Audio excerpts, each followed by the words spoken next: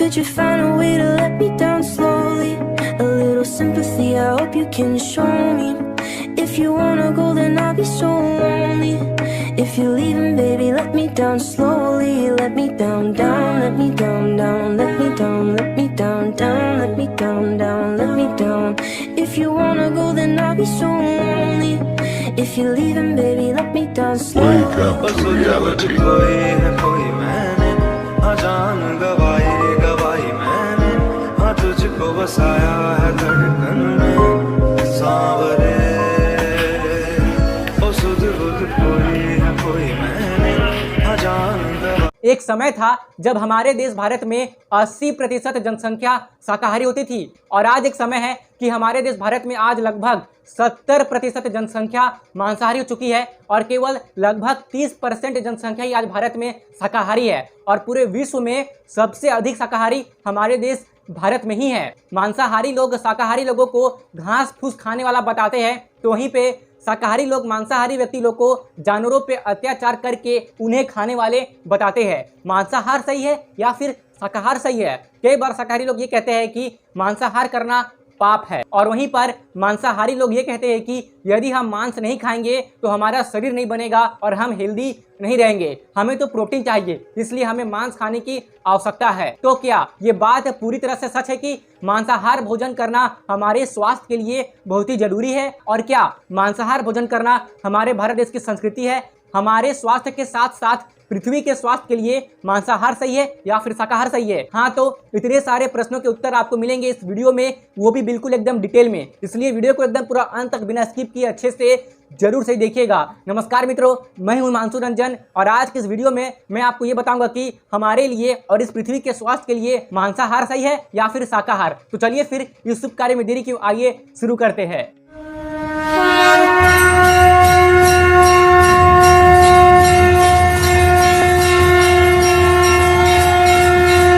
तो फिर मांसाहार सही है या फिर शाकाहार सही है? इस चीज को अच्छे से समझने के लिए आइए सबसे पहले हम कुछ तथ्य के बारे में बात कर लेते हैं जिन तथ्यों को मैंने अपने इस नोटबुक पर लिखा है, ठीक है ना। तो सबसे पहला तथ्य यह है कि जैसा कि मैंने आपको पहले बताया है कि भारत में लगभग 30% जनसंख्या शाकाहारी है और ये पूरी दुनिया का मतलब सबसे नंबर 1 पोजीशन है। यानी कि आप ये मान सकते हैं कि पूरी दुनिया में सबसे ज़्यादा शाकाहारी हमारे देश भारत में ही रहते हैं, क्योंकि हमारे भारत देश की संस्कृति मांसाहारी नहीं है, शाकाहारी है, ठीक है। अब आइए हम आगे बढ़ते हैं। तो मांसाहार के लिए पूरी दुनिया में 30% जमीन का हिस्सा उपयोग होता है। इस बात को आप ध्यान में रखिएगा कि मांसाहार के लिए जितने भी जानवरों का प्रयोग किया जा रहा है ये पूरे दुनिया में जमीन का 30% हिस्सा है। लगभग 6 लाख हेक्टेयर जंगल जानवर पालने के लिए, यानी कि जिन जानवरों का मांस खाया जाता है उनको पालने के लिए लगभग हर साल 6 लाख हेक्टेयर जंगल काटे जा रहे हैं। और क्या आपको ये बात पता है कि यदि हम शाकाहार को अपनाते हैं और मांसाहार को पूरी तरह से त्याग देते हैं तो लगभग 160 करोड़ हेक्टेयर जमीन मुक्त हो जाएगी। और क्या आपको ये पता है कि ये जितनी भी जमीन मुक्त होगी ना, ये भारत के क्षेत्रफल से भी ज़्यादा है। तो मांसाहार त्यागने पर जितनी भी जमीन मुक्त होगी उस जमीन पर खेती किए जा सकते हैं, वहाँ पे जंगल उगाए जा सकते हैं और ऐसा करने पर क्या होगा कि पूरी दुनिया में कार्बन एमिशन काफ़ी हद तक कम हो जाएगा। मैं आपको बता दूं कि पूरी दुनिया में कार्बन एमिशन बढ़ने के कारण जो पृथ्वी का वातावरण का जो तापमान है वो बढ़ने लगता है, यानी कि गर्मी बढ़ने लगती है। अगर ज़रूरत से अधिक गर्मी बढ़ रही है तो इसका मतलब है कि ग्लोबल वार्मिंग हो रहा है और ग्लोबल वार्मिंग इसलिए हो रहा है क्योंकि पृथ्वी में कार्बन एमिशन बढ़ते जा रहा है। तो जितने भी जमीन जानवर पालने के लिए इस्तेमाल हो रहा है जिससे कि मांसाहार होता है, अगर हम मांसाहार को त्याग देते हैं तो वो सारी ज़मीन मुक्त हो जाएगी जहाँ पे मांसाहार के लिए जानवर पाले जाते हैं। तो वही ज़मीन मुक्त होने पर पूरी दुनिया में कार्बन एमिशन में बहुत ही हद तक कमी आएगी। और कई लोगों का ऐसा कहना है कि यदि हम मांस का सेवन नहीं करेंगे तो इससे जानवरों की जनसंख्या बढ़ने लगेगी। तो यहाँ पर मैं आपको ये बात बता दूं कि मान लीजिए कि पृथ्वी ने कहा है कि मैं 10 बकरे को संभाल सकता हूँ, तो पृथ्वी 10 बकरे पैदा कर देगी, यानी कि प्रकृति में 10 बकरे पैदा हो जाएंगे। लेकिन यहाँ पे पैदा 10 बकरे नहीं हो रहे हैं, 100 बकरे हो रहे हैं, यानी कि 90 बकरे को एक्स्ट्रा पैदा करवाया जा रहा है। क्यों? हमारे लिए, क्योंकि हम मांस का सेवन करते हैं। तो मांस का सेवन हम करते हैं इसलिए जानबूझकर जबरदस्ती 90 बकरे एक्स्ट्रा पैदा करवाए जा रहे हैं। तो फिर ये कहना गलत है कि यदि हम जानवर को नहीं खाएंगे तो इससे उनकी जनसंख्या बढ़ने लगेगी। उनकी जनसंख्या नॉर्मल ही रहेगी। उन्हें जानबूझकर हम इंसान ही बढ़ा रहे हैं ताकि हम उन्हें मारकर उनके मांस का सेवन कर सके। तो इस बात को ध्यान में रखिएगा। पॉपुलेशन वाली जो थ्योरी लोग देते हैं ना कि हमें इन्हें मार के खाना ही पड़ेगा क्योंकि इनकी जनसंख्या बढ़ेगी, पूरी गलत है। हम ही जनसंख्या उन लोगों की बढ़ा रहे हैं जानबूझकर, और ये हम ही कर रहे हैं कि हमें उन्हें खाना पड़ेगा क्योंकि उनकी पॉपुलेशन बढ़ेगी, जो ये चीज़ बिल्कुल गलत है। ये सब हमारे स्वार्थ का ही नतीजा है कि उनकी जनसंख्या जरूरत से अधिक बढ़ते जा रही है। अब एक फैक्ट और सुनिए, जितनी जमीन मांसाहार के लिए उपयोग होता है ना, अगर उतनी ही जमीन खेती करने के लिए यानी कि शाकाहारी लोगों के लिए इस्तेमाल हो तो क्या आपको पता है कि इससे कार्बन एमिशन में 2.5 गुना तक कमी आ जाएगी। और क्या आपको ये बात पता है कि शाकाहारी लोग मांसाहारी व्यक्तियों से 2.5 गुना कम कार्बन एमिशन करते हैं हमारे इस वातावरण में। यानी कि इस तथ्य से आप ये समझ सकते हैं कि शाकाहार अपनाने से पृथ्वी को और भी अधिक ठंडा रखा जा सकता है, यानी कि इतनी गर्मी जो बढ़ रही है इससे कम किया जा सकता है। एक छोटी सी कार 6 महीने में जितनी कार्बन एमिशन करती है उतने कार्बन एमिशन को कम किया जा सकता है यदि आप खुद 1 साल के लिए शाकाहार अपना ले तो। मांसाहार के लिए पाले गए पशु इंसानों से 2 गुना अधिक अनाज को खा जाते हैं। आप इसे इस तरीके से भी समझ सकते हैं कि लगभग 1 किलो चिकन के उत्पादन में 4 किलो भोजन लगता है। अब जरा आप इस बात को समझ के देखिए कि लगभग 4 किलो भोजन में कितने लोग खा पाएंगे। ज़्यादा से ज़्यादा 15 से 20 लोग 4 किलो भोजन ग्रहण कर सकते हैं, और वहीं पे 1 किलो चिकन कितने लोग खा पाएंगे, ज़्यादा से ज़्यादा 4-5 लोग, ठीक है ना। तो यहाँ पे 1 किलो चिकन उगाने के लिए 4 किलो भोजन लग रहा है, और 4 किलो भोजन में आपके खाएंगे 15 से 20 लोग, और वहीं 1 किलो चिकन में खाएंगे 4 से 5 लोग। तो ज़्यादा लाभ किसमें है और ज़्यादा हानि किसमें है? इस 1 केजी चिकन वाले में हानि हो रहा है, और इस 4 केजी जो भोजन है इसमें हमारा लाभ हो रहा है। लेकिन हम इस लाभ की जगह पे ना जाके हम इस 1 केजी चिकन वाले जगह पे जाते हैं और अपना हानि कर बैठते हैं, इस पृथ्वी की स्वास्थ्य की हानि कर बैठते हैं। और वहीं पे कि मांस के उत्पादन में सब्जियों से 100 गुना से भी अधिक पानी लगता है। मेरे कहने का तात्पर्य यह है कि आधा किलो आलू उगाने के लिए 127 लीटर पानी लगता है, और वहीं आधा किलो गेहूं के लिए 681 लीटर पानी लगता है, जबकि आधा किलो मीट उत्पादन के लिए लगभग 8 से 9 हजार लीटर पानी लगता है। तो आप यहाँ पे देख सकते हैं कि सब्जी उगाने में पानी कम लग रहा है, जबकि मांस के उत्पादन में पानी कुछ ज़्यादा ही अधिक इस्तेमाल हो जा रहा है। 1 किलो मांस के उत्पादन में जितना कार्बन एमिशन होता है ना, वो बिल्कुल 3 घंटे लगातार कार चलाने से जो कार्बन एमिशन होता है उसके बराबर है। केवल 400 ग्राम के मांस उत्पादन में कुछ ऐसे पदार्थ निकलते हैं जो कि हमारे पृथ्वी के ग्राउंड वाटर को यानी कि जमीन के अंदर के पानी को विषैला बनाते हैं, जिन्हें पीकर हम और आप बीमार पड़ सकते हैं। पूरे विश्व में यातायात से यानी कि ट्रांसपोर्ट से जितने भी कार्बन एमिशन होते हैं, जानवरों को पालने में इससे ज़्यादा कार्बन एमिशन हो जाता है। यानी कि मांसाहार के लिए जो जानवर पाले जा रहे हैं उनसे जो कार्बन एमिशन हो रहा है वो काफ़ी अधिक है। किससे अधिक है? जितना ट्रांसपोर्ट यूज हो रहा है ना, जितना यातायात है ना, उससे भी अधिक है, जिससे कि हमारे पृथ्वी पे ग्लोबल वार्मिंग बढ़ती ही जा रही है और गर्मी भी बढ़ती जा रही है, और कई जगहों पे ग्लेशियर पिघलते जा रहे हैं। क्या आपको ये बात पता है कि मांसाहार का सेवन कम करने से पूरी दुनिया में हर साल 72 लाख करोड़ की बचत हो सकती है, और अगर लोग पूरी तरह से शाकाहारी हो जाए तो ये बचत लगभग हर साल 111 लाख करोड़ रुपए की होगी। तो जो इतने रुपए की बचत होगी, साथ में जितनी जमीन मांसाहार के लिए उपयोग होती थी, अगर वो पूरी जमीन मुक्त हो जाएगी और उस जमीन पर जंगल उगाए जाएंगे और खेती होगी, तो इससे पूरे विश्व की भूख और गरीबी मिटाई जा सकती है। हम कहते हैं ना कि हमारे देश भारत में इतने लोग हर रोज भूखे सोते हैं, इतने लोग गरीब हैं, तो अगर वो जमीन, जिस जमीन पर मांसाहार के लिए जानवर जरूरत से अधिक पाले जा रहे हैं, यानी कि जरूरत से अधिक पैदा करवा के पाले जा रहे हैं, उस जमीन के मुक्त होने पर जितनी मात्रा में वहाँ खेती होगी ना, तो उससे आप पूरे भारत देश के भूख को मिटा सकते हैं। कोई भी व्यक्ति भूखा नहीं सोएगा, ठीक है। सबके पेट में अन्न होगा और सबके घर में अच्छी मात्रा में अनाज होगी। और क्या आपको ये बात पता है कि हमारे अपने देश भारत में सदियों से ही शाकाहार की संस्कृति रही है। हमारे यहाँ तो दाल चावल खाने की संस्कृति रही है, और दाल चावल न्यूट्रिएंट्स यानी कि पोषक तत्वों से पूरे भरपूर होते हैं। हमारे यहाँ तो खिचड़ी खाया जाता है, और ये भी पोषक तत्वों से पूरे भरपूर होते हैं। हमारे यहाँ पे जानवरों को मारने की परंपरा नहीं है, बल्कि हमारे यहाँ पे दया और करुणा की परंपरा है। हम तो लोगों की सहायता करते हैं, हम तो इस पृथ्वी की पूजा करते हैं। हमारे यहाँ तो ऐसी संस्कृति रही है। पता नहीं ये कब मांसाहार की संस्कृति अंग्रेजों के आने की वजह से हमारे देश में कुछ ज़्यादा ही फैल गई। भोजन से केवल भूख ही शांत नहीं होती, बल्कि इसका प्रभाव तन, मन और मस्तिष्क पर पड़ता है। इसीलिए आप क्या खा रहे हैं, इससे ये तय होता है कि आप सेहतमंद रहेंगे या बीमार। वैसे दाल चावल भारत का सबसे सादा, सबसे मशहूर और सबसे प्रचलित भोजन है। इसे बनाना भी आसान होता है, खाना भी और पचाना भी। अब इसी दाल चावल को दुनिया के वैज्ञानिकों ने विश्व का सबसे अच्छा भोजन माना है। जर्मनी के मशहूर जर्नल नेचर में प्रकाशित एक नई रिसर्च में ये बात साबित हो गई। हालांकि जिसे सिद्ध करने में वैज्ञानिकों को 2 वर्ष लगे और करोड़ों रुपए खर्च हुए, हमारी दादी नानी हजारों सालों से ये बात जानती थी। मतलब हमारे पूर्वज, हमारी स्वदेशी परंपराएं और खानपान सदियों से वैज्ञानिक पद्धतियों पर ही आधारित है और भारत एक वैज्ञानिक सोच वाला देश है। आयुर्वेद के हिसाब से खाना खाने के कई नियम हैं। ऐसा कहा जाता है कि सुबह का भोजन राजा जैसा और रात का खाना फकीर जैसा होना चाहिए। सुबह 10 से 11 बजे के बीच भोजन कर लेना चाहिए ताकि दिन भर के लिए ऊर्जा मिल सके। दोपहर का खाना हल्का और रात का खाना न के बराबर होना चाहिए। वैसे आयुर्वेद के हिसाब से सूर्यास्त के बाद खाना नहीं खाना चाहिए। शाकाहारी डाइट में एक वक्त के खाने में फैट और शुगर की मात्रा 5 ग्राम, दालों और दूध से बनी हुई चीजों की मात्रा 30 ग्राम, फल और हरी सब्जियां 100 ग्राम और चावल और अनाज कम से कम 30 ग्राम होना चाहिए। आयुर्वेद में सादे भोजन को स्वस्थ और निरोगी काया के लिए सबसे जरूरी बताया गया है। आयुर्वेद के उपचार के दौरान भी सबसे पहले मरीज को सादा, हल्का और शाकाहारी भोजन करने की सलाह दी जाती है।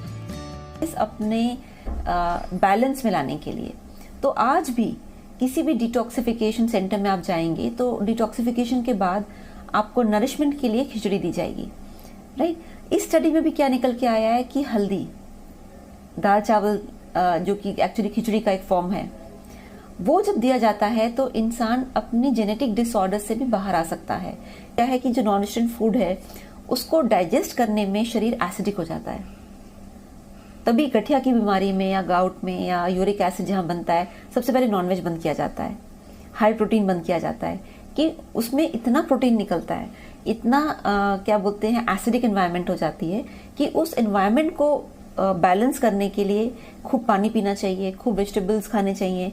बट नॉर्मली जो नॉनवेज खाते हैं वो इतनी सब्जियां नहीं खाते, वो इतनी सैलेड नहीं खाते, वो इतना पानी भी नहीं पीते, तो वो सिर्फ नॉनवेज ही खाते रहते हैं। तो इस कारण से उनमें डिजीजेस होने की या जेनेटिकली डिसऑर्डर्स होने की, प्रॉब्लम्स होने की ज्यादा संभावना होती है। रिसर्च में साबित हुआ कि फास्ट फूड आनुवंशिक रोगों को बढ़ाने में मददगार होते हैं, जबकि भारत का शाकाहारी आहार स्टार्च, सोयाबीन तेल, दाल चावल, सब्जियां और विशेषकर हल्दी का इस्तेमाल रोगों से शरीर की रक्षा करने में सक्षम है। इस तरह के भोजन से जेनेटिक डिसऑर्डर्स ठीक होने का दावा किया गया है। जो हमारे जीन्स होते हैं वो प्रोटीन से ही बनते हैं। हमारे जो टिश्यूज हैं शरीर में वो सब प्रोटीन से ही वर्कअप होता है। तो जब हम दाल चावल की बात करते हैं, हमारे अनाज यानी कि चावल, उसमें कुछ प्रोटीन यानी कि अमीनो एसिड, जो प्रोटीन के छोटे कण होते हैं, वो मिसिंग होते हैं। ऐसे ही चावल में, दाल में वो मिसिंग होते हैं प्रोटीन के कण। तो जब दोनों दाल चावल मिला दिया जाता है तो दोनों अमीनो एसिड की पूर्ति होती है, जो एक असेंशियल अमीनो एसिड है हमारे शरीर को स्वस्थ रखने के लिए, वो बहुत जरूरी चाहिए। दाल और चावल शुद्ध शाकाहारी भारतीय भोजन का अहम हिस्सा रहे हैं। आहार को लेकर एक सर्वे की report registrar general of India ने जारी की थी। इसके मुताबिक भारत में शाकाहारियों की संख्या पहले के मुकाबले बढ़ी है और अब लोग शाकाहारी थाली को तरजीह देने लगे हैं। और ये बात तो तय है कि मांसाहार करने वाले लोगों में बीमार पड़ने की चांसेस काफी हद तक बढ़ जाती है। और साथ ही में ये बात भी तय है कि जिस घर में मांसाहार का बहुत ही अधिक सेवन किया जाता है उस घर में बीमारी ज्यादा होती है। जिन घरों में अधिक मात्रा में मांसाहार का सेवन किया जाता है उस घर में बीमारी होती है, उस घर में क्रोध होता है, उस घर में कलेश होता है, उसी घर में स्वार्थ वाली भावना भी ज़्यादा होती है। यदि आपको मेरी बात पर विश्वास नहीं है तो इस पे आप खुद ही रिसर्च कर सकते हैं। आप 100 घर जाइए, जिसमें से 50 घर होगी मांसाहारियों की, तो 50 मांसाहारी घर में से 45 घर ऐसे होंगे जहाँ पे आपको बीमारी देखेगी। उनके घरों में कलेश, गुस्सा, झगड़ा, स्वार्थ, लालच, लोभ आपको उन घरों में अधिक दिखेगा। उसी घर के लोग अधिक रोगी भी होंगे। और आप जाइए 50 ऐसे घरों में जहाँ पे लोग शाकाहारी है, ठीक है ना, तो आपको 50 शाकाहारी घर में से 40 घर ऐसे मिल जाएंगे जहाँ के लोग रोग मुक्त होंगे। वहाँ पे लोभ, लालच और स्वार्थ कम होगा। वहाँ के लोगों को गुस्सा कम आता होगा। और इन 40 घरों में मांसाहारियों से ज़्यादा शांति भी होगी। और मांसाहारियों के घर में अधिक रोगी लोग, उनके घरों में अधिक स्वार्थ, हिंसा, कलेश, क्रोध, स्वार्थ, लोभ, लालच इसलिए होता है क्योंकि जब एक जानवर को मारा जाता है तो मारे जाने से पहले जो उस जानवर की या उस पक्षी की जो भावना बनती होगी तो वो ऑफकोर्स एक नेगेटिव, एक नकारात्मक भावना ही उसके मन में उत्पन्न होती होगी। और फिर उस जानवर को उसी समय मार दिया जाता है। और फिर उस जानवर का मांस का सेवन करने से बहुत ही सूक्ष्म रूप में ही सही वही भावनाएं हमारे अंदर भी आने लगती है। वो कहते ना, कहावत है, जैसा होगा अन्न वैसी होगी हमारी मन। तो जब भी किसी जानवर को मारा जाता है तो जानवर को पता होता है कि अब वो मरने वाला है, तो मरने से पहले उनके अंदर वही बेचैनी, क्रोध वाली भावना रहती है। फिर जब उनकी मृत्यु हो जाती है तो वही भावना उनके मांस में होती है। और जब हम उस मांस का सेवन करते हैं तो वही मतलब कि वही भावना उनके मांस के साथ हमारे शरीर में बहुत ही सूक्ष्म रूप में ही सही, लेकिन हमारे शरीर में वो आ जाती है और हमारी भी कुछ ऐसे ही दुर्दशा होने लगती है। इसलिए ही तो हमारे यहाँ सदियों पहले ये कहावत कही गई है, जैसा होगा अन्न वैसा होगा मन। इसलिए शाकाहार अपनाइए, क्योंकि मांसाहार हमारे और हमारी पृथ्वी के स्वास्थ्य के लिए बिल्कुल भी अच्छा नहीं है। क्योंकि पृथ्वी के स्वास्थ्य के लिए शाकाहार बहुत ही जरूरी है, क्योंकि इससे कम ग्लोबल वार्मिंग होती है, जिससे कि पृथ्वी का तापमान नियंत्रण में रहेगी और वो आवश्यकता से अधिक बढ़ेगी नहीं। अब एक और चीज जिस पे प्रकाश डालना बहुत ही जरूरी है, अगर नहीं डाला तो फिर आप लोग बोलेंगे इस बारे में बात तो हुआ ही नहीं। काफ़ी लोग ऐसा कहते हैं ना कि ये तो हमारे किताबों में लिखा होता है कि हमें मांस का सेवन करना चाहिए। तो यहाँ पे मैं आपको एक बात समझा देना चाहता हूँ कि हमारे किताब में 2 पक्ष होते हैं, ठीक है ना।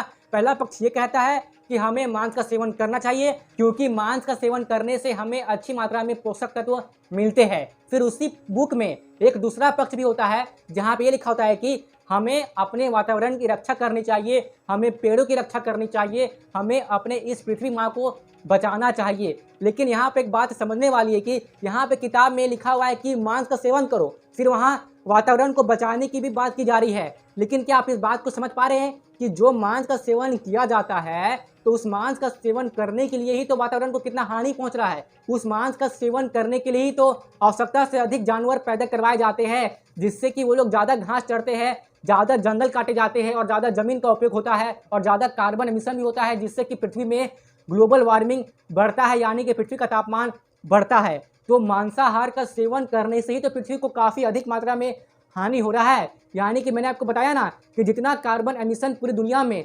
यातायात यानी कि ट्रांसपोर्ट व्हीकल से होता है ना, उससे भी ज़्यादा कार्बन एमिशन मांसाहार के लिए जानवर को पालने से होता है, जो कि हम ज़रूरत से अधिक उन्हें पैदा करवा दे रहे हैं, उससे ज़्यादा कार्बन एमिशन होता है, ठीक है ना। यहाँ पे इस बात पे ध्यान रखिए कि ये जो बुक के 2 पक्ष आपको बताए जा रहे हैं ना, इसमें से केवल आप एक पक्ष को पकड़िए और वो है हमारा वातावरण।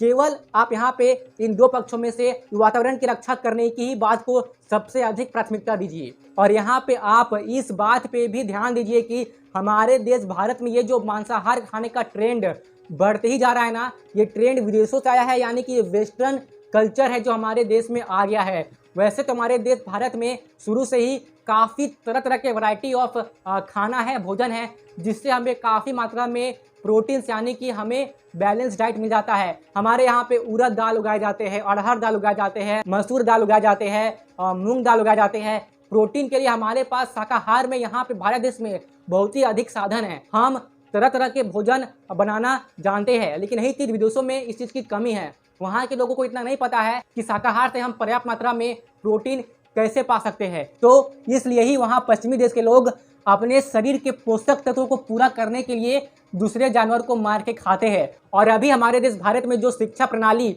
चल रही है ना, ये भारत देश की शिक्षा पद्धति नहीं है, ये अंग्रेजों की दी हुई शिक्षा पद्धति है, जो कि अभी तक हमारे देश में चल रही है।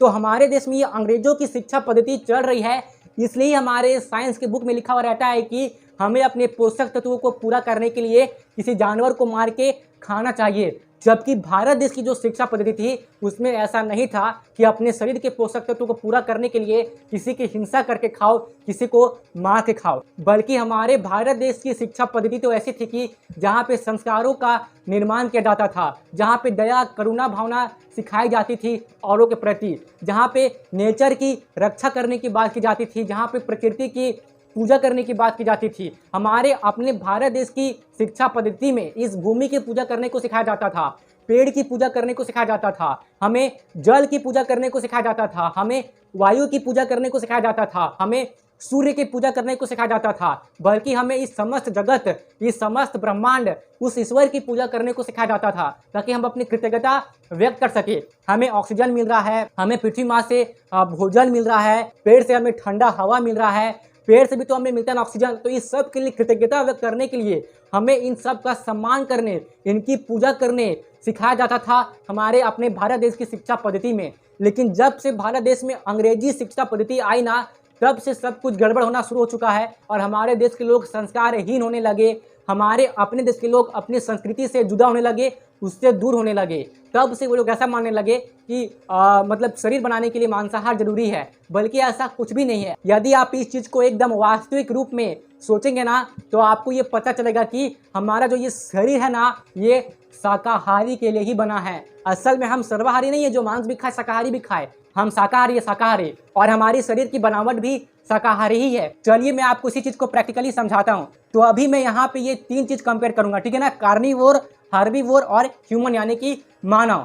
तो मानव का शरीर का काफ़ी सारा बनावट जो शाकाहार के लिए है वो शाकाहारी लोगों से मैच करती है। कैसे, अभी मैं आपको समझाऊंगा, ठीक है ना, ध्यान से समझिए। तो जो कार्निवोरस एनिमल होते हैं यानी कि जो मांसाहारी जानवर होते हैं ना, उनकी जो दांत होती है ना, दांत वो काफ़ी ज़्यादा नुकीली होती है, ठीक है ना। और क्या आपको ये बात पता है कि यदि एक बाघ जो कि कार्निवोरस एक मांसाहारी जानवर है, अगर वो टाइगर आपके इस हाथ के चमड़ी में ऐसे सिर्फ चाटेगा ही ना, तो यहाँ पे आपका ये चमड़ी छील जाएगा। क्योंकि यदि आप बाघ के जीभ को जूम करके देखेंगे ना, तो ऐसा कुछ नुकीला नुकीला स्ट्रक्चर होता है बाघ की जीभ का, जो ये दिखाता है कि बाघ एक मांसाहारी जानवर है। और ऐसा इसलिए होता है कि वो मांस को अपने जीभ से फाड़ सके, अपने दांतों से फाड़ सके। तो जितने भी मांसाहारी जानवर है ना, उनकी दांत काफ़ी मात्रा में यानी कि काफ़ी हद तक नुकीली होती है ताकि वो मांस को फाड़ सके। जबकि ऐसा हार्बीवोरस यानी कि शाकाहारी में नहीं होता है। और हम इंसानों की भी दांत फ्लैट होती है, हमारी दांत इतनी नुकीली नहीं होती है जितनी नुकीली एक मांसाहारी जानवरों की होती है। अब आप बोलेंगे तो फिर हमारे पास ये होता है ना कैनाइन टीथ, ये फिर क्या है? तो ये होता है सब्जियों को फाड़ने के लिए, फल को फाड़ने के लिए। तो ये फल को फाड़ने के लिए एक छोटी सी नुकीली दांत हमारे यहाँ पे दी गई है, ना कि किसी मांस को फाड़ने के लिए। तो ये सोच गलत है कि ये जो नुकीली दांत हमें मिली है ये मांस खाने के लिए, ना, ऐसा बात नहीं है। ये दांत हमारे अधिकतर दांत फ्लैट है। और हमारे अधिकतर दांत फ्लैट इसलिए है क्योंकि हम एक वास्तविक रूप में हम एक शाकाहारी जीव है, इसलिए हमारे अधिकतर दांत फ्लैट है। और ये जो नुकीली दांत है ना, ये फलों को खाने के लिए दी गई है, ना कि मांस खाने के लिए। इस बात को आप ध्यान में रखिएगा, है ना। अब आइए आगे बढ़ते हैं। तो जो मांसाहारी जानवरों की जो आंतें होती है, जहाँ पे खाना पचता है ना, वो शाकाहारी लोगों से छोटी होती है। क्योंकि मांस आपको पता होगा कि बहुत ही जल्दी सड़ने लगता है, डिकम्पोज होने लगता है। तो मांस जल्दी पच जाए इसलिए कार्निवोरस एनिमल यानी कि जो मांसाहारी होते हैं उनकी आंत छोटी होती है, जबकि शाकाहारी लोगों की आंत काफ़ी बड़ी होती है, यानी कि उनके शरीर से लगभग 12 गुना अधिक बड़ी होती है शाकाहारी लोगों की आंतें, ठीक है ना। जो इस बात को दर्शाता है कि हम मांस खाने के लिए नहीं बने हैं। वैसे भी इंसानों की जो छोटी आंत होती है वो भी काफ़ी लंबी होती है, ठीक है ना।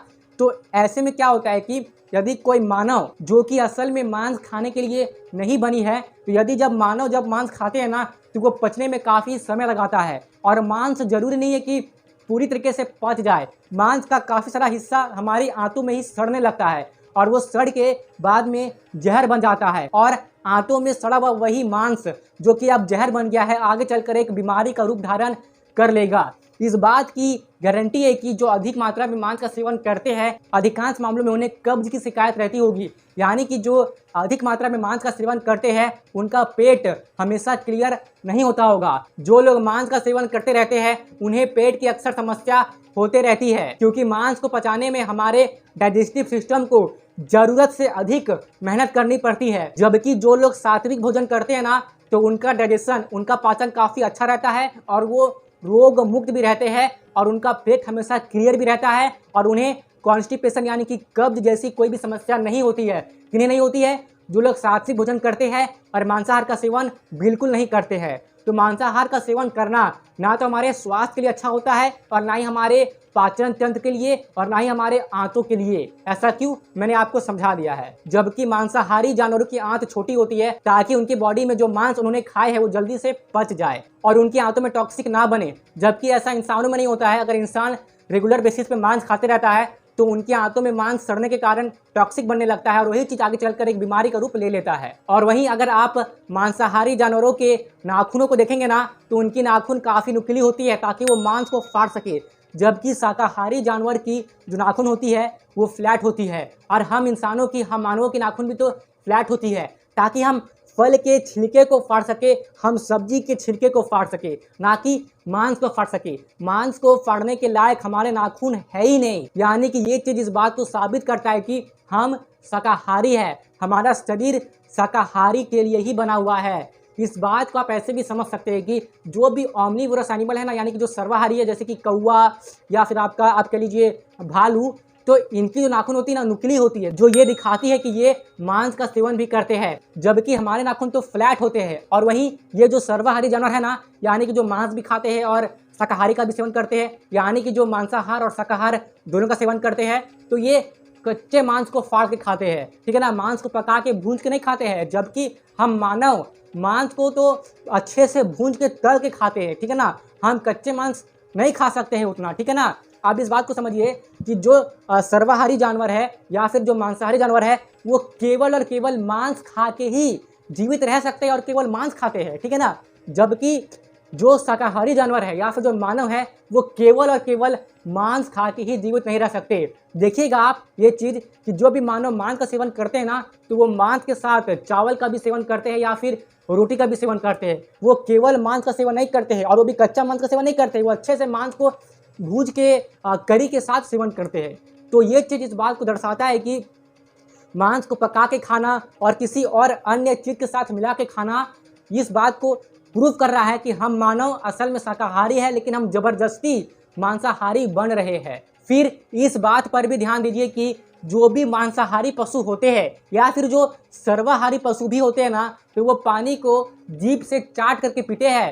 लेकिन जो शाकाहारी पशु होते हैं या फिर जो मानव होते हैं ना, वो जीभ से चाट कर पानी नहीं पीते हैं, वो पानी को सिप करते हैं, यानी कि मुंह लगा के पानी पीते हैं। आपने कुत्ते को ऐसा करते हुए देखा होगा, आपने बिल्लियों को ऐसा करते हुए देखा होगा। यानी कि जो भी पशु मांसाहार का सेवन करते हैं तो वो पानी को चाट कर ही पीते हैं। लेकिन जो शाकाहारी है प्राकृतिक रूप से वो पानी में मुंह लगा के पीते हैं। और मानव भी तो शाकाहारी है, इसलिए मानव भी पानी को मुंह लगा के पीते हैं। वो पानी को जीभ से चाट करके नहीं पीते हैं, ठीक है ना। और वहीं जो पशु मांसाहार का सेवन करते हैं ना, तो उनके पास नाइट विजन होता है, यानी कि वो रात के अंधेरे में भी देख सकते हैं ताकि वो शिकार कर सके। जबकि शाकाहारी पशु में या तक कि मानव में भी नाइट विजन नहीं होता है, जो ये बताता है कि हम रात को शिकार नहीं कर सकते, क्योंकि हम मानव मांसाहारी नहीं बल्कि शाकाहारी है। हम मानवों की प्रकृति जन्म से ही शाकाहारी होती है और हमें जबरन यानी कि जबरदस्ती हमें मांसाहारी बनाया जाता है। इस बात को प्रैक्टिकली समझने के लिए आइए हम कुछ बच्चों से सवाल जवाब कर लेते हैं। तो मित्रों, मानव की प्रकृति कैसी होती है? ये शाकाहारी होती है या मांसाहारी होती है? तो ऐसा मेरा व्यक्तिगत रूप से मानना है कि मानव की प्रकृति शाकाहारी ही होती है। ये बात मैं कैसे कह सकता हूँ? चलिए मैं आपको एक उदाहरण से इस बात को समझाने का प्रयास करता हूँ। मान लीजिए कि कहीं पे एक शेर का बच्चा है जो कि खाने लायक हो चुका है और वो 2-3 दिन से भूखा है, और वहीं पे एक मानव का बच्चा है वो भी खाने लायक हो चुका है और वो भी 2-3 दिन से भूखा है। अब आप एक काम कीजिए, आप शेर के बच्चे के सामने जो कि खाने लायक हो चुका है और 2-3 दिन से भूखा भी है, उसके सामने आप एक घायल बकरा रखिए और उसके साइड में आप पूरी सब्जी रखिए। तो वो शेर का बच्चा क्या खाना पसंद करेगा? क्या वो पूरी सब्जी खाएगा? नहीं, ऑफकोर्स वो उस घायल बकरे को ही खाना पसंद करेगा, उसी को खा के उसकी पेट भरेगी। जिससे ये पता चलता है कि शेर की प्रकृति ही होती है मांसाहारी की, ठीक है। और वहीं पे मैं अगर मानव के बच्चे की बात करूं, अगर मैं उसके सामने एक घायल बकरा रख दूं और साइड में पूरी सब्जी रख दूं और वो मानव का बच्चा खाने लायक हो चुका है और 2-3 दिन से भूखा भी है, तो वो क्या खाएगा? आपको क्या लगता है? क्या वो बकरा को नोच के खाएगा? नहीं, वो खाएगा पूरी सब्जी को। जिससे हमें ये समझ में आता है कि मानव की जो वास्तविक प्रकृति है वो शाकाहार की तरफ ही है। मानवों को इस प्रकृति ने शाकाहारी ही बनाया है, ऐसा मैं मानता हूँ। और ना ही मैं, ऐसे कई सारे बुद्धिजीवी हैं, कई सारे संत हुए हैं जो कि बिल्कुल इसी विचारधारा को मानते हैं। अब इसका प्रमाण दिखाने के लिए मैं इन बच्चों से कुछ पूछूंगा। अब ये बच्चे क्या बोलेंगे, ये अपने मन से बोलेंगे, ठीक है। तो चलिए मैं इन बच्चों से पूछने का प्रयास करता हूँ। सबसे पहले मैं इस छोटे से बच्चे से पूछता हूँ, जो कि यहाँ पे सबसे छोटा बच्चा है। मैं इससे पूछता हूँ कि इसे खाने में क्या पसंद है। तो आपका नाम क्या है? आलोक बनवार। अच्छा, बहुत ही प्यारा नाम है आपका। आप कितने क्लास में पढ़ते हैं? 1 में पढ़ता है, चलिए ठीक है। आपका मनपसंद भोजन क्या है, आपका फेवरेट फूड? पूरी सब्जी। सच बोल रहे कि आपने सुन के बोला? सच बोल रहा हूँ। पक्का ना, आपको पूरी सब्जी पसंद है? हाँ। अच्छा, क्या आपको नॉनवेज खाना पसंद है, जैसे कि मांस, मछली, चिकन? नो हाँ, नो। पक्का? हाँ। अगर आपके सामने घायल कबूतर होगा तो आप क्या कीजिएगा, क्या करेंगे? दवाई लगा के ठीक करूँगा। पक्का? हाँ। आप दवा क्यों लगाएंगे उस कबूतर के, मतलब उस घायल कबूतर को? क्योंकि इसका चोट लगने लगे। अच्छा ठीक है। तो जैसा कि आप देख सकते हैं, ये बच्चा कह रहा है कि ये घायल कबूतर को दवा लगाएगा, ठीक है ना, उसको उड़ा देगा, उसको चोट लगी थी। तो आप देख सकते हैं कि इस बच्चे के अंदर दया की भावना है, और ये दया की भावना इसके अंदर वास्तविक रूप से आई है। मतलब कि मानव के अंदर जन्म से होता है एक दया की भावना होती है। अब ये बात अलग है कि धीरे धीरे दया की भावना खत्म हो जाती है और उस इंसान के शरीर में दरिद्रता जगह ले लेता है, ठीक है। अब आइए दूसरे बच्चे से पूछते हैं। आपका नाम? अंश कुमार यादव। चलिए, बहुत ही बढ़िया नाम है आपका। आप कितने क्लास में पढ़ते हैं? IV मतलब 4 में। अच्छा ठीक है। तो आपका फेवरेट फूड क्या है, आपका मनपसंद भोजन? पूरी पनीर। पूरी पनीर? क्या पनीर, क्या खाली पनीर या उसका सब्जी? खाली पनीर। खाली पनीर, सब्जी। सब्जी, अच्छा ठीक है। तो आपको नॉनवेज पसंद है? ना। क्यों नॉनवेज पसंद क्यों नहीं है? अच्छा नहीं है, अच्छा क्यों नहीं है? जानवर को मार के खाते हैं। तो जानवर को मार के खाना आपको पसंद नहीं है? ना। अच्छा ठीक है। अगर आपके सामने एक घायल बकरा पड़ा हुआ है तो आप क्या करने का प्रयास करेंगे, उसका इलाज करने का प्रयास करेंगे या उसको खाना पसंद करेंगे? इलाज करने का प्रयास करेंगे। लेकिन अधिकतर लोग तो उसको मार के खाना पसंद करेंगे। पागल है। अच्छा ठीक है, चलिए। तो आप पक्के ना अपने आंसर पे? पक्का। चलिए ठीक है। तो चलिए अब अगले बच्चे से पूछते हैं। आपका नाम? अनुराग सिंह। बहुत ही प्यारा नाम है। आप कितने क्लास में पढ़ते हैं? 3 में। आपका फेवरेट फूड? पूरी सब्जी। पूरी सब्जी, चलिए बहुत अच्छी बात है। क्या आपको नॉनवेज खाना पसंद है? हाँ। पसंद है? यहाँ आप खाते हैं नॉनवेज? मेरी मम्मी लोग बनाती है इसलिए। जब मम्मी बनाती है इसलिए आप खाते हैं। हाँ। लेकिन क्या आप मुझे बता सकते हैं कि आपको क्या सच में नॉनवेज खा के अच्छा लगता है? नहीं, क्यों, आपको क्यों अच्छा नहीं लगता है? उसमें मारते रहता है जानवर लोग को। कौन जानवर को मारता है? ऐसे मुर्गा लोग को। मुर्गा लोग को? तो लेकिन आप तो खाते हैं। मेरी मम्मी लोग बनाती है इसलिए। अच्छा, मम्मी लोग बनाती है इसलिए। क्या आप ये खुद से डिमांड करते हैं कि मम्मी आज खाने में चिकन बिरयानी बनना चाहिए या चिकन कटलेट, ये सब आप खुद बोलते हैं या मम्मी खुद से बनाती है? मम्मी खून से बनाती है। मैंने देखा कि काफ़ी सारे बच्चे डिमांड करते हैं कि आज मुझे लेग पीस खाना है। आप ये सब बोलते हैं क्या? नहीं, सच या झूठ? सच। सच, चलिए ठीक है। अब आप आइए। अब अगला बच्चा। आपका नाम? शिवम बनवा। शिवम बनवाल। कौन सा क्लास में आप? 5 में हैं, चलिए ठीक है। आपका फेवरेट फूड? पनीर रोटी। सिर्फ पनीर? क्या आप नॉनवेज खाते हैं? नहीं। सच या झूठ? सच। आपको नॉनवेज खाना पसंद है या नहीं? नहीं। अगर मैं आपको थाली में चिकन बिरयानी दूंगा, क्या आप खाना चाहेंगे? नहीं, क्यों नहीं खाना चाहेंगे? वो तो बहुत ही टेस्टी होता है। उसमें मुर्गा लोग को मार के खाया जाता है इसलिए। अच्छा, मुर्गा लोग को मारा था तो आपको ये पसंद नहीं है? लेकिन काफ़ी लोग तो ये कहते हैं कि मुर्गा को नहीं मारेंगे तो उसका पॉपुलेशन बढ़ जाएगा, उसका जनसंख्या बढ़ जाएगा, इसलिए मारते हैं। इसके बारे में आप क्या कहना चाहेंगे? जैसे कि मैंने काफ़ी लोगों को ये कहते हुए सुना है कि अगर मुर्गा को नहीं मारेंगे तो वो हमारे घर में ढुक जाएगा, रास्ता में इधर उधर रहेगा, तो इसीलिए मारना पड़ता है, इसलिए हम खाते हैं। तो क्या ये सोच सही है? नहीं, गलत है। ये सोच गलत है? हाँ। आपको ये सोच गलत क्यों लगता है? चलिए ठीक है, कोई बात नहीं। मैं यहाँ बता देता हूँ कि ये सोच किस प्रकार से गलत है। क्योंकि देखिए, प्राकृतिक रूप से जो मुर्गे होते हैं, देखिए पोल्ट्री फार्म में ज़रूरी नहीं है कि प्राकृतिक रूप से ही मुर्गे आते रहते हैं। जानबूझ के अधिक मुर्गा को पैदा कराया जाता है ताकि इंसान उसे खा सके, है ना। अगर पृथ्वी ने कहा है कि मैं 20 मुर्गे को संभाल सकता हूँ, तो पृथ्वी 20 मुर्गे को ही संभाल सकती है, लेकिन जानबूझ के उसी पृथ्वी के ज़मीन पर, उसी पृथ्वी पर 100, 200, 1000 मुर्गे पैदा करवाए जाते हैं। जानबूझकर उसकी पॉपुलेशन को बढ़ाया जाता है और फिर ये लोग कहते हैं कि अगर हम नहीं खाएंगे तो इन लोगों की पॉपुलेशन बढ़ जाएगी। असल में वो पॉपुलेशन को जानबूझ के बढ़ाया जाता है पोल्ट्री फार्म में, ठीक है। तो इसके पीछे ये सोच है। तो जो लोग भी ये बोलते हैं ना कि अगर मुर्गा नहीं खाएंगे तो फालतू का उसका जनसंख्या बढ़ जाएगा और वो यहाँ वहाँ घूमने लगेंगे, ऐसी बात नहीं है। असल में पोल्ट्री फार्म में आपको पता ही है कि जानबूझ के उनकी जनसंख्या को बढ़ाया जा रहा है ताकि उनका डिमांड बढ़ रहा है, लोग खाना चाहते हैं, इसलिए उनको जानबूझ के अधिक पैदा करवाया जाता है, ठीक है। चलिए अब आइए इस छोटी सी बच्ची से भी पूछ लेते हैं। आपका नाम? अंशिका कुमारी यादव। आप कौन से क्लास में पढ़ते हैं? 2 में पढ़ते हैं। आपका फेवरेट फूड? छोला भटूरा। सबका फेवरेट छोला है या तो पनीर है, और कोई सब्जी नहीं पसंद आपको? क्या भिंडी का पसंद है? भिंडी चलिए का ठीक है। आप नॉनवेज खाते हैं क्या? क्यों नहीं खाते? क्योंकि उन लोग को मार के खाते हैं। ये आपको किसने कहा कि उन लोगों को मार के नॉनवेज बनाया जाता है? मम्मी। बताइए आपको कि मुर्गा को काटा गया तब ये आया है, मम्मी ने कहा ऐसा? हाँ। चलिए ठीक है। तो आपको क्या जानवरों पे दया आती है कि हाँ। उन्हें मारकर काटा जा रहा है, सिखाया जा रहा है, इस टाइप से? हाँ। आती है। मुर्गा को अगर मारा जाता है तो आपको अच्छा लगता है? नहीं। मतलब कि अगर मैं आपको दूं चिकन बिरयानी खाने के लिए, आप खाएंगे क्या? नहीं खाएंगे? वो तो बहुत ही टेस्टी होता है। कभी भी नहीं खाओगी। कभी भी नहीं खाएंगे? आप क्यों नहीं खाएंगे? क्योंकि उन लोग को मार के बनाते हैं। मार के बनाते हैं। चलिए ठीक है, आपका बहुत बहुत धन्यवाद, आपने इतना कह दिया, काफ़ी बड़ी बात है, ठीक है। तो मित्रों, जैसा कि आप देख सकते हैं कि मैंने इन बच्चों से पूछा और लगभग सभी बच्चों ने ये मन से स्वीकार किया कि इन्हें नॉनवेज पसंद नहीं है, ठीक है। हालांकि किसी बच्चे के घर में बनता है, वो खाता भी है, फिर भी उसे मन से पसंद नहीं है। और आप ऐसा बिल्कुल मत सोचिएगा कि मैंने पहले से इनको सिखा के रखा था कि आपको ऐसा क्या बोलना है, नहीं। मैंने जस्ट इन्हें बुलाया और ये दौड़े दौड़े मेरे पास चले आए। मैंने इनसे कहा था कि चलो आज वीडियो बनाएंगे, तो बस वही चीज़ सुन के ये चले आए और इन्होंने अपनी मन की बात हम सबके सामने रखी है।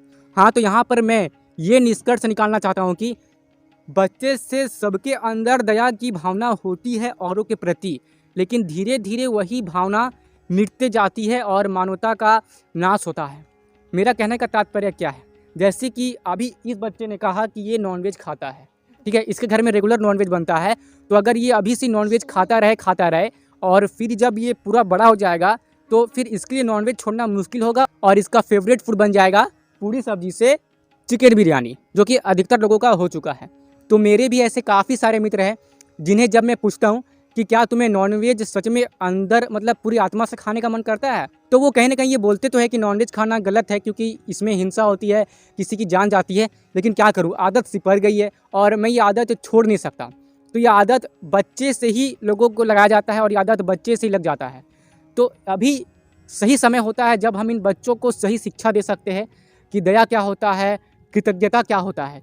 अगर इन्हें अभी से ही सही संस्कार दिए जाएंगे तो जो इनमें मानवता जो जन्म से इनमें है वो आगे चल के नष्ट नहीं होंगी और मानवता बनी रहेगी। हाँ, तो मैं यहाँ पे क्या कहने का प्रयास कर रहा हूँ, मेरी बातों को ध्यान से समझने का प्रयास कीजिए। जैसे कि अगर अभी से इन्हें सिखाया जाए कि जो खाना आता है उस खाने को उगाने के लिए किसान को बहुत मेहनत करनी पड़ती है, तब जाके वो भोजन आपके घर में आता है, फिर आपकी माँ उस भोजन को बनाती है, तब जाके वो भोजन आपके थाली में परोसी जाती है ना। तो कभी भी भोजन करने से पहले हमें किसानों को, अपनी माताओं को और जो अन्नपूर्णा देवी है जिनके कारण अन्न हमारे समक्ष है, इस प्रकृति को, हमें ईश्वर को उस भोजन के लिए धन्यवाद करना चाहिए कि हम इस भोजन को ग्रहण कर पा रहे हैं, इससे मेरी भूख शांत हो रही है। तो इससे क्या होता है कि कृतज्ञता हम व्यक्त करते हैं प्रकृति के प्रति, ईश्वर के प्रति, इस प्रकृति के प्रति, अपनी माँओं के प्रति और किसानों के प्रति कृतज्ञता व्यक्त करते हैं। तो अगर इस प्रकार से ये कृतज्ञता अभी से व्यक्त करेंगे तो इनमें एक संस्कार आएगा और ये संस्कार इनके अंदर जो मानवता है इससे नष्ट नहीं होने देगा।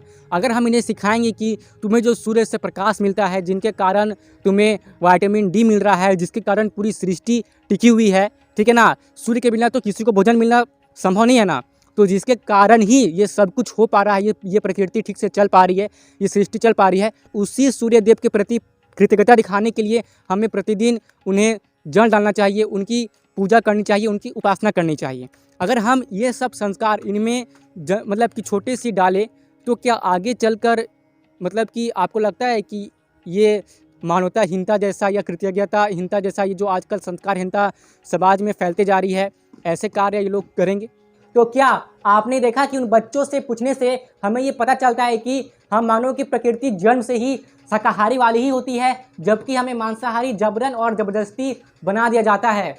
तो बच्चे में सब शाकाहारी ही होते हैं, उन्हें मांसाहारी बनाया जाता है और उन्हें मांस खाने की लत लगाई जाती है। फिर जब वही बच्चे बड़े हो जाते हैं तो वो अपनी संस्कृति से दूर हो जाते हैं और वो कहते हैं कि वो मांस के बिना नहीं रह सकते, जबकि बच्चे में उनकी भावना एकदम पवित्र होती है, शुद्ध होती है। बच्चे में उनके मन में कृतज्ञता रहती है, बच्चे में उनके मन में कोई लोभ, लालच या स्वार्थ नहीं होता है। ये सब चीज़ हम ही उन पर भरते हैं और फिर जब वो बड़े होते हैं तो वो कृतज्ञहीन, संस्कारहीन हो जाते हैं। ये शब्द कृतज्ञता यानी कि ग्रैटिट्यूड बहुत ही इंपॉर्टेंट और बहुत ही महत्वपूर्ण शब्द है, जिसका ज्ञान हमें अपने बच्चों को छोटे से ही देना चाहिए। हमें छोटे छोटे बच्चों को सिखाना चाहिए कि तुम इस पृथ्वी की पूजा करो, इस पृथ्वी के प्रति तुम अपना कृतज्ञता व्यक्त करो, क्योंकि इस पृथ्वी से तुम्हें भोजन मिल रहा है। उस भोजन को उगाया है किसानों ने, इसलिए किसानों के प्रति भी अपनी कृतज्ञता व्यक्त करो, उन्हें धन्यवाद दो। ठीक है, इस पूरी ब्रह्मांड को, इस प्रकृति को, इस पेड़ पौधों को,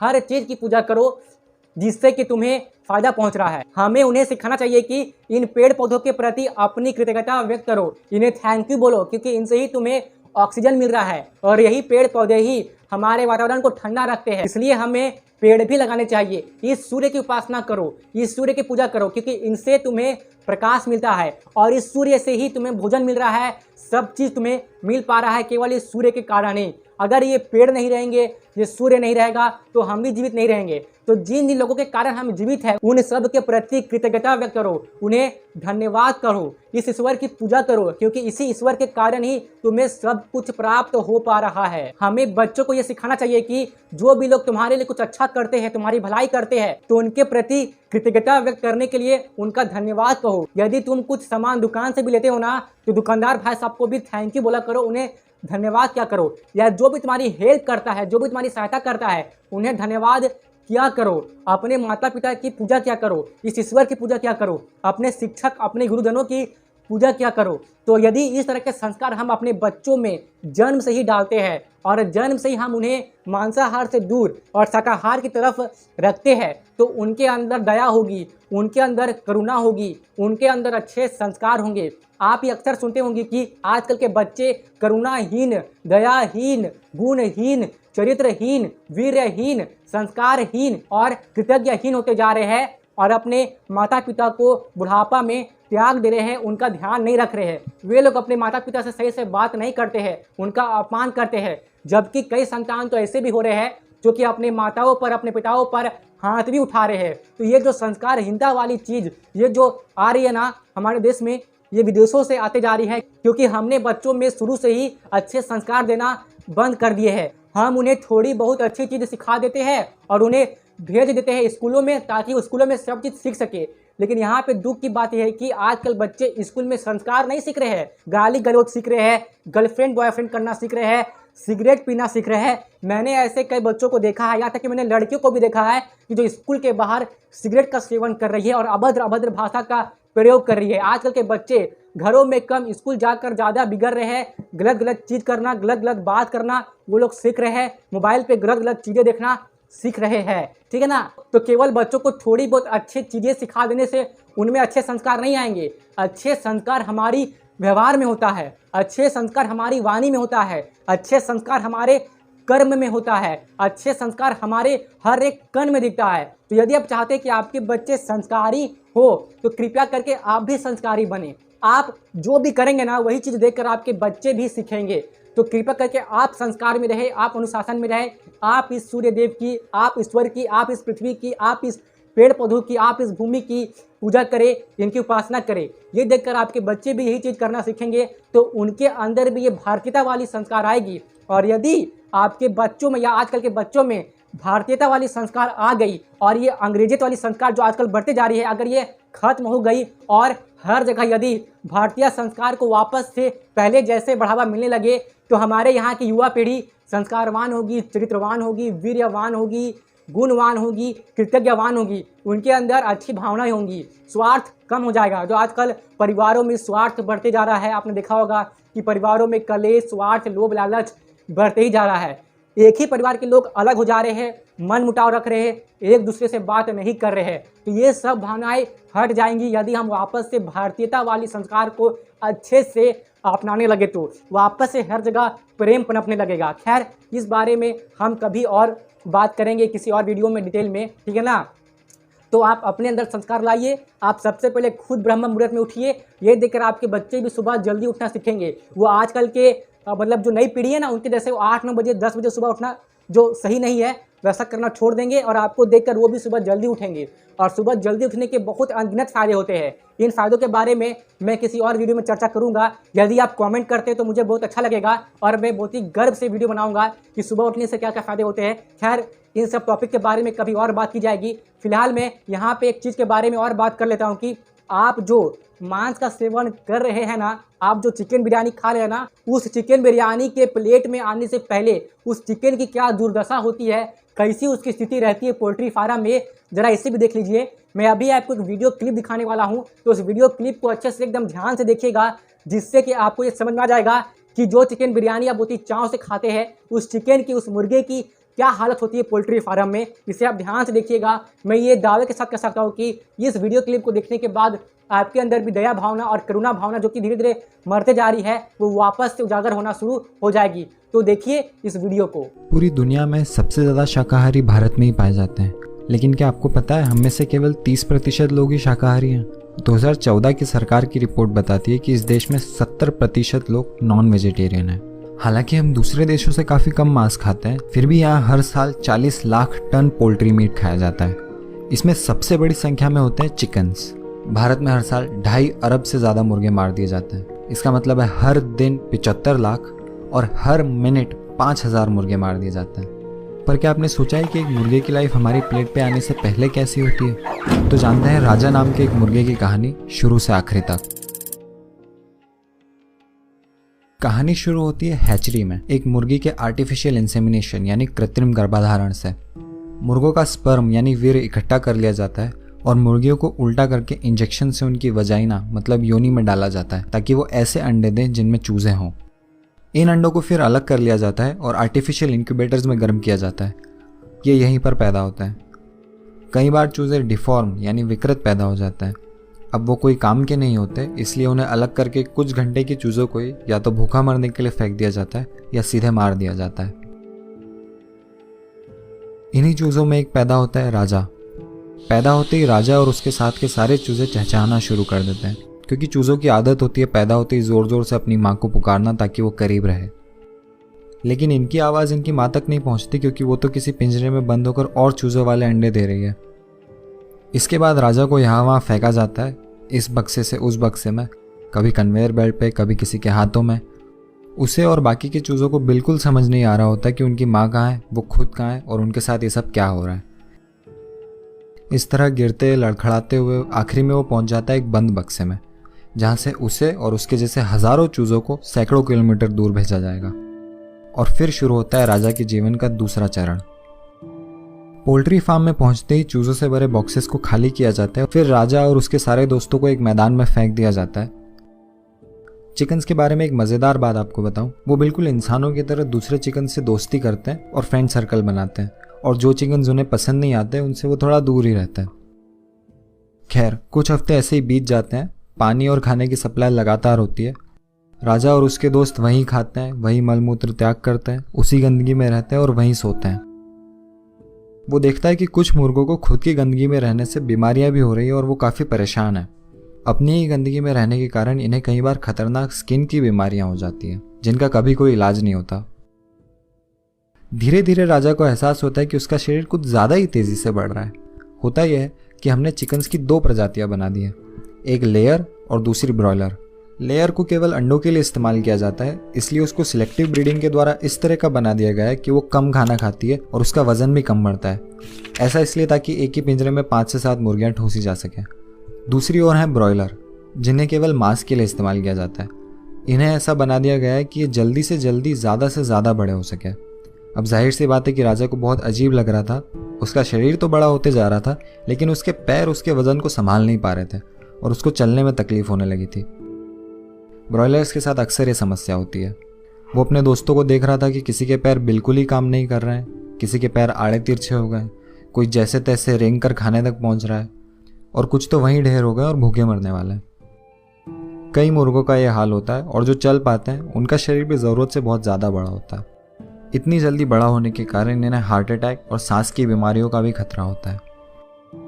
ये मुर्गे जैसे जैसे बड़े होते जाते हैं वैसे वैसे इनका दर्द भी बढ़ता जाता है। इनको सिलेक्टिव ब्रीडिंग से ऐसा बना दिया गया है, अगर इन्हें 8 हफ्तों बाद भी नहीं मारा गया तो इनकी हालत और बिगड़ती जाएगी। वैसे भी हर साल लाखों मुर्गे इतनी बुरी कंडीशन में रहने के कारण यूं ही मर जाते हैं। पोल्ट्री फार्म में आने के 6 से 8 हफ्तों के बाद राजा की जिंदगी का आखिरी पड़ाव आता है। राजा और उसके साथ के सभी मुर्गों को जितना जल्दी हो सके एक ट्रक के पिंजरों में ठूस दिया जाता है। ये यात्रा कई घंटों की होती है और कुछ मुर्गे तो रास्ते में ही मर जाते हैं। लेकिन राजा जैसे तैसे फिर बच जाता है और वो पहुंच जाता है कत्ल खाने। यहाँ आकर भले ही कोई मुर्गा बीमार हो, भूखा हो, प्यासा हो, उनकी कोई देखभाल नहीं की जाती क्योंकि उन्हें आज नहीं तो कल बस मरना ही है। मुर्गे काफ़ी समझदार होते हैं, उनमें वैसी ही भावनाएं होती हैं जैसी इंसानों में होती है। जब राजा अपने साथ वाले मुर्गों को अपनी आंखों के सामने कटता हुआ देखता है तो जाहिर सी बात है वो पूरे समय डरा हुआ ही रहता है। कुछ ही समय बाद राजा का नंबर भी आ जाता है। कसाई उसको पकड़ता है, उसके पंख साइड में करता है और गर्दन पर छुरी चलाकर तड़पने के लिए फेंक देता है। राजा दर्द से कुछ मिनट तड़पता रहता है और आखिरी में दम तोड़ देता है। उसकी ज़िंदगी 8 से 12 साल की हो सकती थी, लेकिन उसे 40 दिन में ही मारकर खा लिया गया। हमारे कुछ मिनट के स्वाद के लिए इन पक्षियों को इतना दुख सहना पड़ता है, पैदा होने से लेकर कटने तक।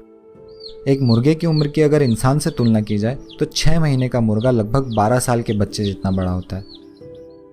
अब आप सोच सकते हैं कि 2 महीने से भी कम उम्र के पक्षी बिल्कुल बच्चे होते हैं और इन बच्चों को ये हद से ज़्यादा बड़ा करके मार दिया जाता है केवल हमारे स्वाद के लिए। मुर्गों के जीवन में दर्द के सिवा और कुछ नहीं होता। पैदा होते ही माँ से बिछड़ जाना, उनके नाजुक शरीर को इधर उधर फेंक कर ट्रांसपोर्ट किया जाना, फिर अगले कुछ हफ्तों तक खिला खिला कर ज़बरदस्ती बड़ा किया जाना, उन्हें चर्म रोग, हृदय रोग, श्वास रोग होना और उनका विकलांग हो जाना और आखिरी में गर्दन काटकर तड़पने के लिए छोड़ दिया जाना। इस बात को समझकर निष्कर्ष यानी कंक्लूजन तो यही निकलता है कि मांस खाना सही नहीं है, क्योंकि हमारा स्वाद किसी की ज़िंदगी से बढ़कर नहीं हो सकता। लेकिन जैसे ही मांस छोड़ने की बात आती है तो अधिकतर लोगों के मन में 3 बातें तो ज़रूर आती हैं। पहली, यही जीवन चक्र है, आखिर शेर भी तो मांस खाता है। तो देखिए, जानवर तो बहुत सारी ऐसी चीज़ें करते हैं जो हमने पीछे छोड़ दी। शेर जब मिलते हैं तो वो हाथ नहीं मिलाते, एक दूसरे को सूंघ कर हेलो बोलते हैं। वो ईंट सीमेंट का घर नहीं बनाते, वो शादी नहीं करते। ऐसी बहुत सारी चीज़ें हैं जो हम करते हैं लेकिन जानवर नहीं करते, और ऐसी भी बहुत सारी चीज़ें जो जानवर करते हैं लेकिन हम नहीं करते। हमारे पास चुनाव करने की ताकत है। आज हमें मांस खाने की ज़रूरत बिल्कुल नहीं है। अक्सर इस संबंध में प्रोटीन की बात होती है, तो हर 100 ग्राम चिकन में 27 ग्राम प्रोटीन होता है। वहीं हर 100 ग्राम सोयाबीन में भी 27 ग्राम, राजमा में 24 ग्राम, मूंगफली में 26 ग्राम, मूंग में 24 ग्राम और 100 ग्राम सोयाबीन की बड़ी जिसे सोया चंक्स कहते हैं उसमें तो 52 ग्राम प्रोटीन होता है। और ये सब कुछ मांस से बहुत सस्ता है। तो प्रोटीन के लिए मांस खाना ज़रूरी है ऐसा भी नहीं है। दूसरी बात ये कि मेरे तो धर्म ने इस बात की परमिशन दी है, या वो एक धर्मगुरु भी मांस खाते हैं तो मैं भी खाऊंगा। तो हो सकता है आपको आपके धर्म ने परमिशन दी हो, लेकिन कंपलसरी तो नहीं कर दिया होगा। ज़रूरी तो नहीं है कि उस मुर्गे को 40 दिन तक दुख दे के एक दर्दनाक मौत मारना ही है। ऐसे ही अगर उन एक धर्मगुरु ने मांस खाया था तो क्या उन्होंने ये भी बोला कि सभी को मांस खाना ज़रूरी है, वरना आप धार्मिक नहीं हो सकते? और क्या आप उनकी बाकी कही हुई बातों पर भी चल रहे जो उन्होंने करने को कही थी? क्या आप उसी रास्ते पर हैं, या सिर्फ आप उन धर्मगुरु का नाम इस्तेमाल कर रहे हैं ताकि आप मांस खाना जारी रख सकें? अगर वो आज होते तो क्या आपको पक्का विश्वास है कि मुर्गों की इस दयनीय स्थिति को देखकर भी वो मांस खाते और आपको भी कहते कि जमकर मांस खाओ? और आखिरी में सबका पसंदीदा तर्क, पौधों को भी तो दर्द होता है, वो भी तो जिंदा है। इसका जवाब विज्ञान हमें दे चुका है, और वो ये है कि पौधों के शरीर में नर्वस सिस्टम नहीं होता और उनके पास कोई ब्रेन भी नहीं होता। साथ ही साथ उनके पास नोसिसेप्टर्स नहीं होते जो कि दर्द का अनुभव करते हैं। यानी पौधे बने ही ऐसे हैं कि उन्हें दर्द नहीं होता ही नहीं। ये आर्ग्यूमेंट यहीं खत्म हो जाता है। लेकिन अगर हम मान भी लें कि पौधों को दर्द होता है, तो भी वैज्ञानिक हमें बताते हैं कि 1 किलो मांस पाने के लिए उस मुर्गे को आपको 2 से 3 किलो पौधे खिलाना पड़ते हैं। अब अगर आप वो 1 किलो मांस खाते हैं तो आपने टोटल 3 से 4 किलो जीवों का कत्ल किया है। वहीं दूसरी ओर अगर आप सीधा 1 किलो पौधे ही खा लेते हैं तो आपका पेट तो उतना ही भरेगा, लेकिन आपने 1 ही किलो जीवों की हत्या की होगी। हालांकि पौधों को दर्द नहीं होता, पर अगर मान भी ले कि होता है तो भी जानवरों से ज़्यादा पौधों को ही खाना अच्छा है, क्योंकि जीव हत्या उसी में कम होगी। अब हमने नोसिसेप्टर्स की बात की। अगर हम चिकन्स को देखें तो उनमें नोसिसेप्टर्स होते हैं, बिल्कुल इंसानों की तरह। यानी अगर आपकी गर्दन काट कर आपको तड़पने के लिए छोड़ दिया जाए तो आपको जैसा दर्द होगा, ठीक उसी प्रकार से एक मुर्गे को होता है। देखा जाए तो हम ऐसी सज़ा तो आतंकवादियों और बलात्कारियों को भी नहीं देते जैसी हम इन मुर्गों की ज़िंदगी बना देते हैं, जबकि इनकी कोई गलती भी नहीं है। अब यहाँ आपको किसी से लड़कर इन मुर्गों को इस नरक से नहीं बचाना है। आपसे बस ये उम्मीद की जा रही है कि आप मांस खाकर इन मुर्गों को मारने में मदद ना करें। आखिरी में, अगर आपको मांस खाना ही है तो आपको कोई रोक नहीं सकता। लेकिन सच ये है कि इन जिंदा और समझदार पक्षियों को इतना ज़्यादा दुख देने की कोई ज़रूरत नहीं है। अपने स्वाद के लिए उन्हें मारे बिना भी बहुत अच्छे से जिया जा सकता है। आपके पास विकल्प है। आप चाहें तो ज़रूरी ना होने पर भी मांस खा सकते हैं, या फिर आप इन पक्षियों पर दया कर सकते हैं। उम्मीद है आप वही चुनेंगे जो भारत की मिट्टी में है, करुणा और अहिंसा।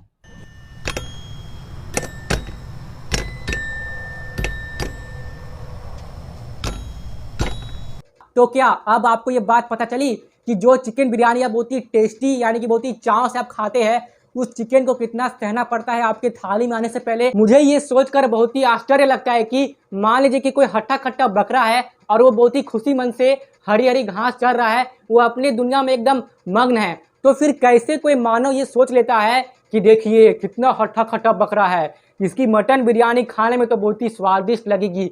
इतनी मतलब निकृष्टता वाली सोच मानव की हो भी कैसे सकती है। जरा इस बात को समझने का प्रयास कीजिए कि शेर एक मांसाहारी पशु है, तो एक मांसाहारी पशु होने के बाद भी वो किसी जानवर को ये मौका देता है कि मुझसे भागकर अपनी जान बचा लो। यदि तुम मुझसे भागकर अपनी जान बचा लोगे तो तुम्हारी जान बच जाएगी। तो शेर कोई भी जानवर को शिकार करने से पहले उसे भागकर अपनी जान बचाने का मौका देता है। लेकिन हम इंसान, हमारे यहाँ पे मानव को सबसे श्रेष्ठ योनि माना गया है और सबसे बुद्धिमान भी हम मानव भी है। दया करना, करुणा करना, किसी के प्रति कृतज्ञ भावना रखना या फिर किसी घायल की इलाज करने की काबिलियत हमारे अंदर है। तो ये सब होने के बाद भी हम क्या करते हैं कि किसी जानवर का किसी ने 2 पैर पकड़ा है, बाकी के 2 पैर किसी और ने पकड़ा है, किसी ने उसका गर्दन पकड़ लिया है, तो फिर कोई जोर से उसके गर्दन पे वो आरी या कुल्हाड़ी मारता है और उसका गर्दन को तन से अलग कर दिया जाता है और वो जानवर तड़प तड़प के मर जाता है।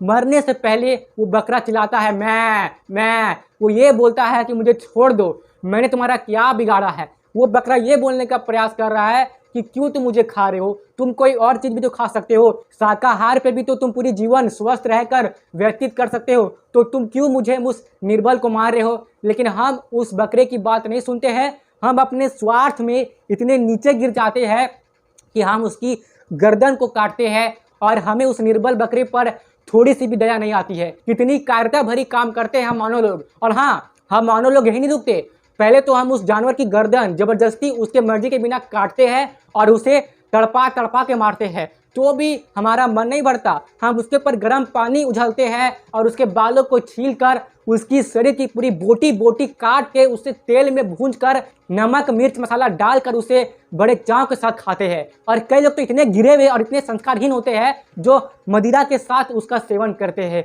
मतलब क्या यही है मानवता? क्या यही है मानव के संस्कार? मतलब कि इतना श्रेष्ठ योनि मिला है हमें मानव का शरीर। आपको ये मानव का शरीर मिला है श्रेष्ठ कार्य करने के लिए, संस्कारवान बनने के लिए, लेकिन हम इतनी निर्दय पूर्वक इतनी कायरता भरी काम कर रहे हैं। किसी जानवर की गर्दन को काट के उसकी बोटी बोटी करके उसे तेल मसाला में भूंज के खा रहे हैं। मतलब क्या ये चीज़ सोच के आपको जरा सा भी एहसास नहीं होता कि हम कितना गलत काम कर रहे हैं? यदि उस बकरे में खुद की जान बचाने की क्षमता नहीं है तो क्या हम इसका फ़ायदा उठा रहे हैं?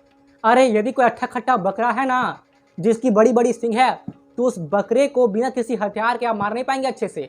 और गलती से यदि उस बकरे का सींग आपको लग गया तो आप पहुंच जाएंगे हॉस्पिटल, है ना। तो यहाँ बकरा बहादुर हो रहा है और आप कर रहे हैं कायरता भरी काम। आप 2-4 इंसान को बुला रहे हैं, उस बकरे को पकड़ रहे हैं, तब उसकी गर्दन पे वार कर रहे हैं। हे भगवान, मतलब इतना कायरता पूर्वक और इतना निर्दय पूर्वक मानव कार्य कर भी कैसे सकता है, ये बात मेरे समझ से बाहर जा रही है। मैं ऐसा सोच भी नहीं सकता। मुझे उन बकरों को देखकर काफ़ी दया आती है। जब मैं कहीं मार्केट जाता हूँ तो मैं देखता हूँ कि जो बकरे बंधे हुए हैं ये कुछ ही देर में मर जाएंगे और मैं कुछ भी नहीं कर पा रहा। उन बकरों की आंखों में आंसू होता है, उन बकरे की आंखों में मैंने वो डर देखा है, जो डर होता है कि अभी कुछ देर में ही मैं मर जाऊँगा। ये चीज़ देखकर भी इंसान का दिल नहीं पिघलता और वो मानव उस जानवर की गर्दन काटने में रहता है, उस जानवर की गर्दन काट के वो पैसे कमाता है। अरे अगर तुम्हारे अंदर बहादुरी है, तुम अगर वीर हो, तो मेहनत करके पसीना बहा के पैसे कमाओ। किसी जानवर की गर्दन काट के पैसे कमाना कायरता भरा काम है, निर्दय पूर्वक काम है, ये महापाप का काम है। यदि तुम्हारे किसी परिवार के सदस्य को थोड़ी सी चोट लग जाती है, उसके उंगली में चोट लग गई है, उसके पैर में चोट लग गई है, वो बीमार पड़ गया है, हॉस्पिटल में भर्ती हो गया है, तब तुम्हें कितनी चिंता होने लगती है। लेकिन क्या तुम्हें तनिक से भी इस बात की चिंता नहीं होती है कि तुम्हारे घर के सदस्य में किसी की छोटी सी चोट लग गई है, तुम इतना परेशान हो रहे हो, लेकिन वही तुम किसी की गर्दन काट के खा रहे हो, वहां पे तुम्हें परेशानी नहीं दिख रही है। मतलब क्या दया भावना केवल मानव को दिखाना है? और क्या आप इन जानवरों के प्रति अपनी दया भावना नहीं दिखा सकते? क्या आप इनकी सेवा नहीं कर सकते? अरे हम मानव है, हमारा काम है किसी घायल बकरे को ठीक करना, उसे स्वस्थ करना, ठीक है ना, उससे प्रेम करना हमारा काम है, उसे मार कर खाना हमारा काम नहीं है। हमारा भारतीय संस्कार, हमारी भारतीय संस्कृति औरों के प्रति दया भावना ही सिखाती है। हमारी भारतीय संस्कृति दूसरों से प्रेम करना सिखाती है, बिना मतलब के हिंसा करना नहीं सिखाती। यदि आप अपने स्वयं के रक्षा के लिए हिंसा करते हैं तब हो सकता है कि ये कोई बात हुआ, लेकिन यदि आप अपने स्वार्थ को पूरा करने के लिए किसी की हिंसा कर रहे हैं तो ये सबसे बड़ा महापाप है। मैं आशा करता हूं कि इस वीडियो के जरिए मैंने आपको क्या समझाने का प्रयास किया है आपको समझ में आ गया होगा, और अब तक तो आपको ये समझ में आ ही गया होगा कि मांसाहार बिल्कुल भी सही नहीं है, शाकाहार ही सही है। इसलिए भारतीय संस्कृति को अपनाइए, शाकाहार को अपनाइए, स्वस्थ रहिए, पृथ्वी को भी स्वस्थ रहने दीजिए, उसे थोड़ा ठंडा रहने दीजिए, पृथ्वी को अपने तापमान में नियंत्रण करने दीजिए, और साथ ही में जानवरों को भी खुल के जीने दीजिए, उनकी सेवा करिए, उन पे दया भावना दिखाइए, उन्हें भोजन खिलाइए, उनका भोजन करे नहीं, हमेशा उन्हें भोजन खिलाइए। देखिए आपको बहुत ही अच्छा लगेगा। गाय को रोटी खिलाइए, कुत्ते को रोटी खिलाइए, आप कबूतर को चावल खिलाइए, आप मछलियों को भोजन कराइए, आप इस प्रकृति के साथ समय व्यतीत कीजिए, देखिए आपको कितना अच्छा लगेगा। और हमेशा एक बात का ध्यान रखिए कि यदि आपको थोड़ा सा भी कटता है तो आपको कितना दर्द होता है, और वही आप जानवर की गर्दन काटते हैं तो उससे कैसा लगता होगा। ये भावना अपने माइंड में लाइए, प्रकृति के साथ, जानवर के साथ प्रेम करना सीखिए। सच बता रहा हूँ, आपको बहुत ही अच्छा अनुभव होगा और आपको इस बात का एहसास होगा कि आप सच में एक मानव है, हैवान और राक्षस नहीं है। तो मानव बनिए, श्रेष्ठ व्यक्ति बनिए और श्रेष्ठ कर्म करते रहिए, और सबसे जरूरी भारतीय संस्कृति को अपनाइए और अपने भारतीयता को जगाइए। जय श्री राम, जय भारत। मैं मिलता हूँ आपसे फिर किसी अगले वीडियो में। यहाँ तक रुकने के लिए और मेरी बातों को ध्यान से सुनने के लिए आपका सच्चे मन से बहुत बहुत धन्यवाद।